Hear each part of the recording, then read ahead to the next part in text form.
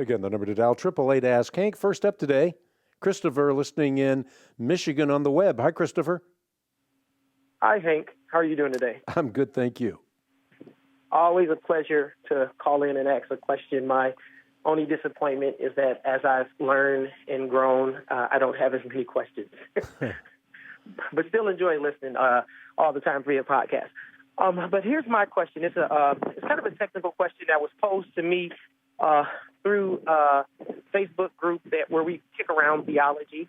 And one of the members posted the question about Revelation 21, verse 24, and asked, exegetically speaking, if the kings and nations have been mentioned 6 times previously up until this point, or 5 times previously up until this point, this being the 6th time.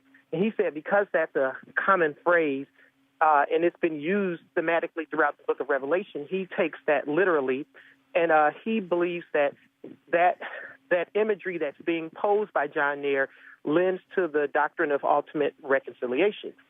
And so his challenge was exegetically to refute that idea. So I gave him my opinion on it.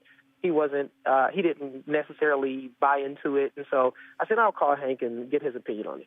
Sure. Well, in terms of taking out of the passage what God has placed in the passage, remember the whole of Revelation chapter 21 is devoted to communicating a picture of the full complement of God's people.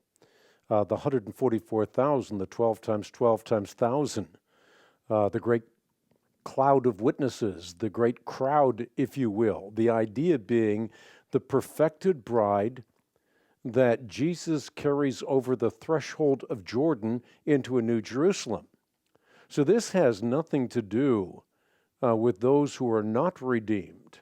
They are outside the city walls. The text makes that clear not only in Revelation chapter 21, but also in Revelation chapter 22. So the imagery is the full complement of God's people. So when you get to verse 24, this is not about universal reconciliation of the nations in some pre-eternal state. This is about a picture of what will happen when we are in the eternal state. There's no temple.